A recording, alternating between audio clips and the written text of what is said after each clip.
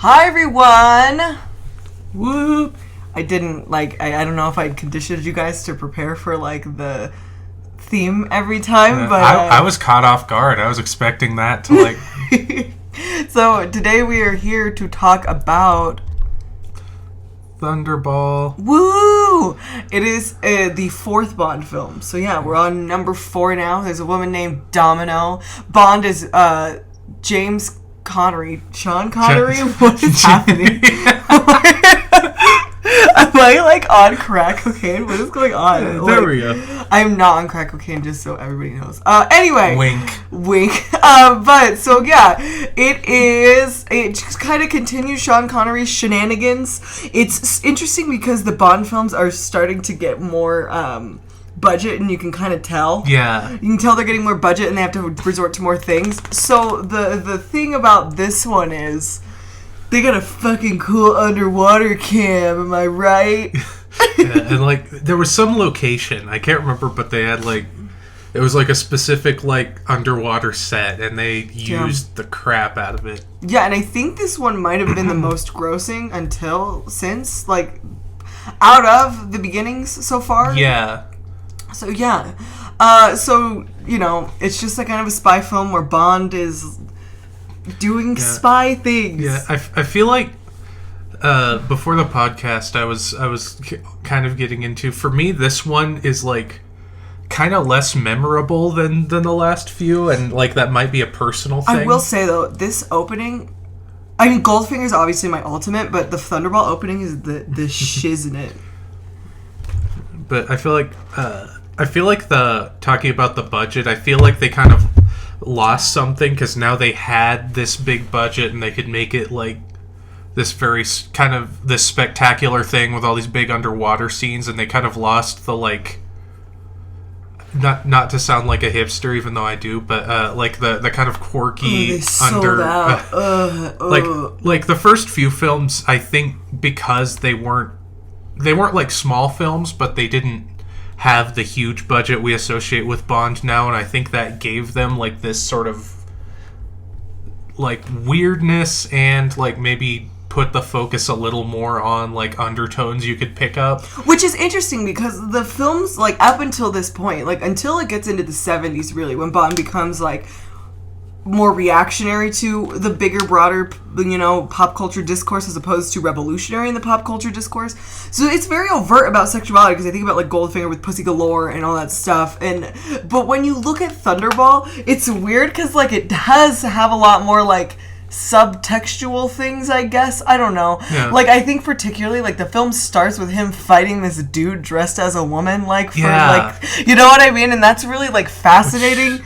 Yeah, there is I didn't really feel like they did anything with it, but there's this kind of interesting subtext in almost all the Bond films, but I noticed this especially in this one, where there's this focus on simulations of things. Yeah. And because you start off, you have a woman who's not actually a woman, which, considering who's talking that, ooh. I hate you so much, Evelyn. You are a woman. I'll fight you. Simulacra as far as gender. Yeah. And then right after that, they have this guy who's undergone plastic surgery and everything to look like this general so he can steal a plane. Yeah. And in some later Bond movies we'll get to, they play with that, but they don't do anything with it in this movie, really. But it's just kind of well, there it is. But it's interesting that's one of the few things I picked out that's kind of run through all the Bond films from Connery even into the modern day. Mm-hmm. This is just really funny, and I had this on my notes for sure, but that fucking massage machine scene is so funny. Well, you see, it's really a metaphor for how health and beauty standards are destructive. It's a metaphor for how Bond keeps getting fucked by life. Oh my god. But yeah, so I just cracked me up. It was really funny. Yeah. And so yeah, you kind of have the same formula, but they're switching the formula around because this woman didn't try to kill Bond. It was an accident. Other dudes came in to try to kill Bond. Also, we get that, we get one of the, I feel like Thunderball has one of the most, iconic in terms of, this broad bubble of what people think of Bond. People often think of the number 2 with the eye patch. Yeah. Yeah, so that's really interesting how we start getting that kind of Spectre. Spectre's been a entity that it kind of exists in all of them. Yeah. However, like I said in the very first one, all of them still kind of function as these like Sherlock-esque kind of stories in which you can watch them in whatever order you want. It really doesn't matter.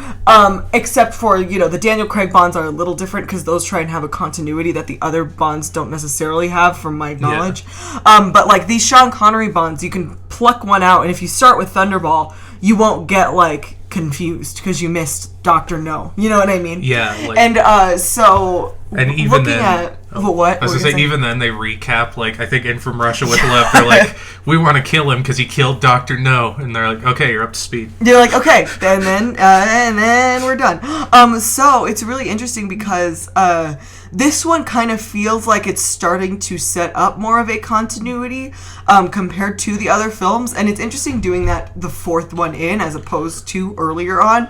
But I think it just speaks to the fact that, like, I don't think people thought James Bond was going to be as big as it was. One. Yeah. But also, so the whole idea of Spectre becomes kind of a more, like, it becomes a bigger plot point, I felt. Yeah. Compared to. Yeah. And I think Spectre, like I've talked about in the other episodes, but I think they're one of the more interesting aspects of this series because they are in this kind of Cold War era environment. They are very explicitly a group, a fairly capitalist group that doesn't really care about like the Cold War or anything, where they're like, yeah, we'll use the communists, we'll use the West or whatever, we'll just whatever gets us ahead.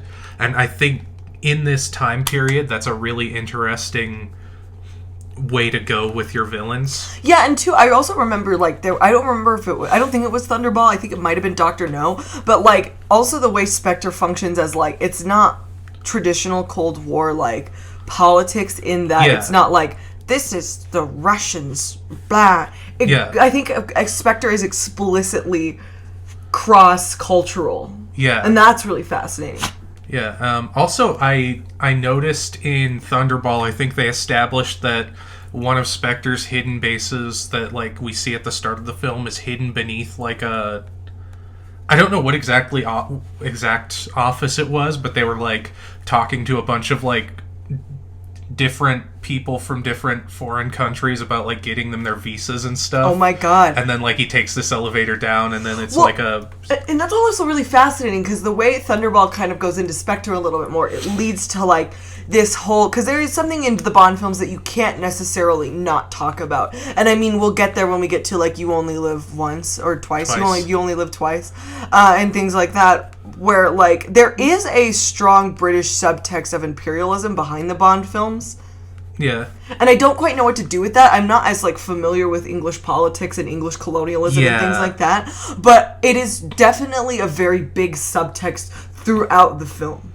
Yeah. The films. Yeah, especially in the early ones. Yeah, the extended ones. And, like, having Spectre as this entity that is cross-cultural, and having Britain be this entity that seeks to colonialize.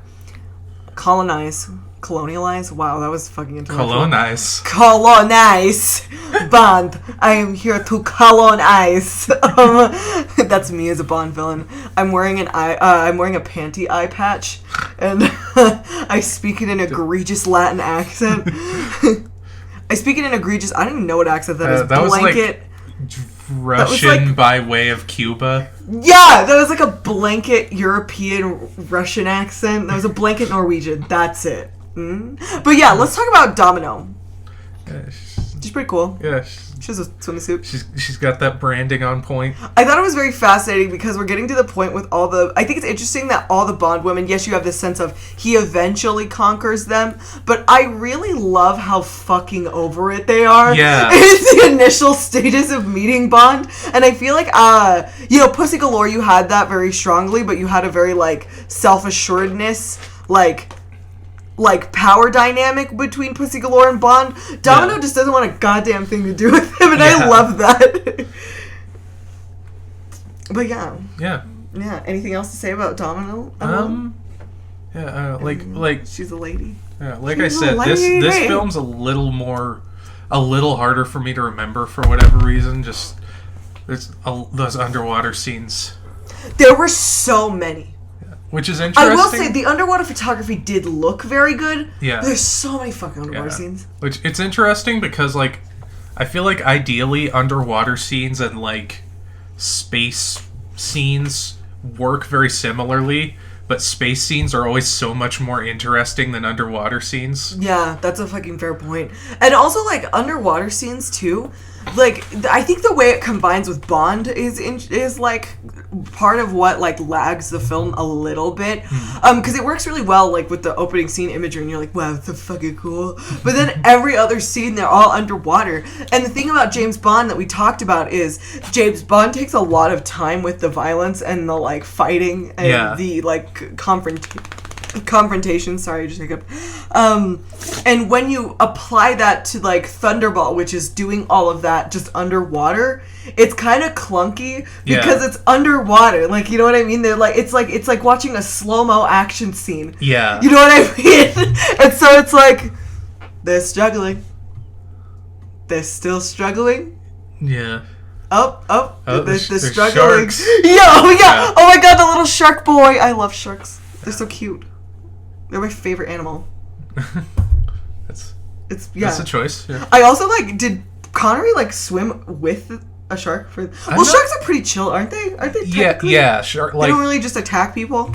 Yeah, it's like sometimes if you're like swimming on the surface, they sometimes attack people because your silhouette can resemble like a manatee. Yeah.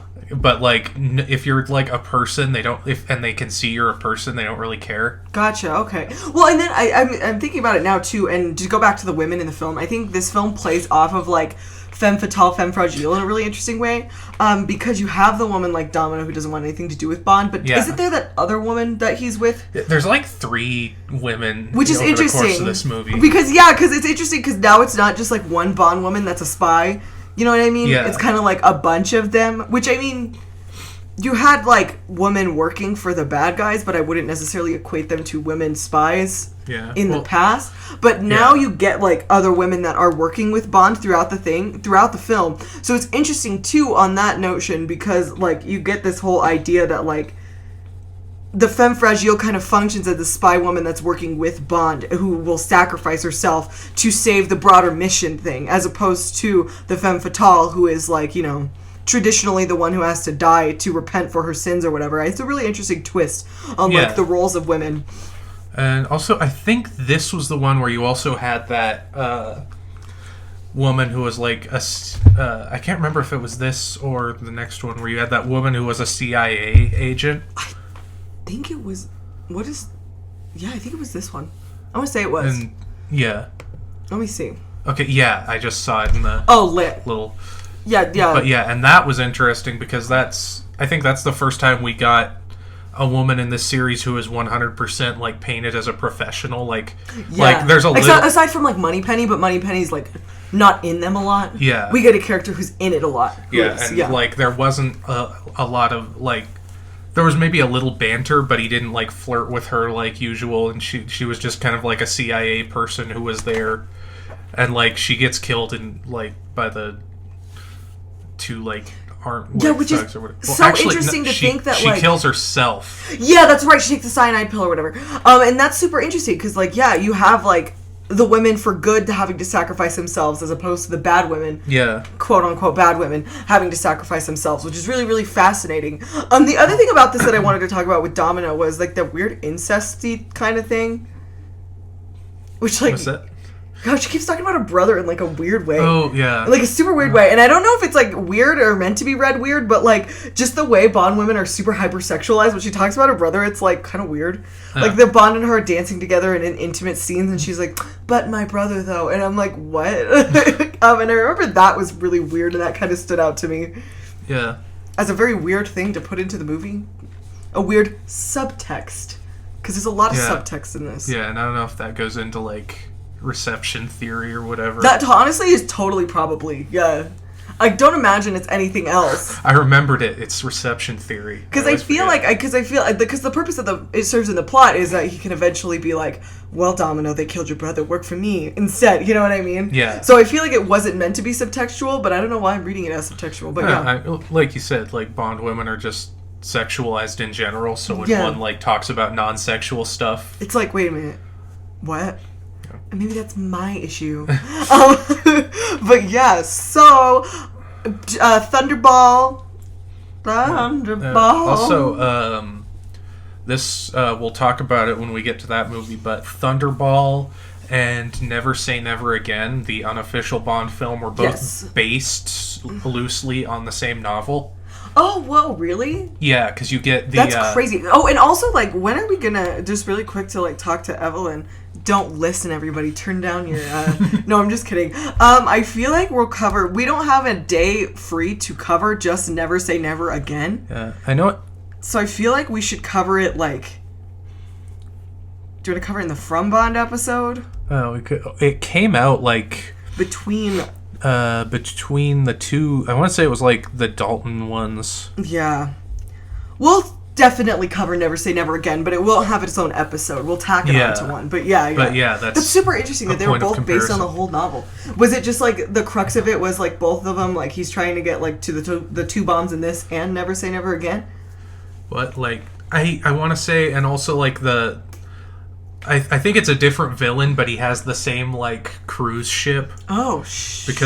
Because it wasn't part of the like Broccoli family canon. They didn't really. They were like, and I said no. It wasn't really in continuity, so they just kind of reused some things. Also, Sean Connery is such a good Bond. Yeah, it's pretty good. He's so good, and soon we'll be able to talk about. Well, we have You Only Live Twice, and then we'll be able to talk about a new Bond. Ooh, so that's going to be wild. Yeah, You Only Live Twice. Can't wait for that.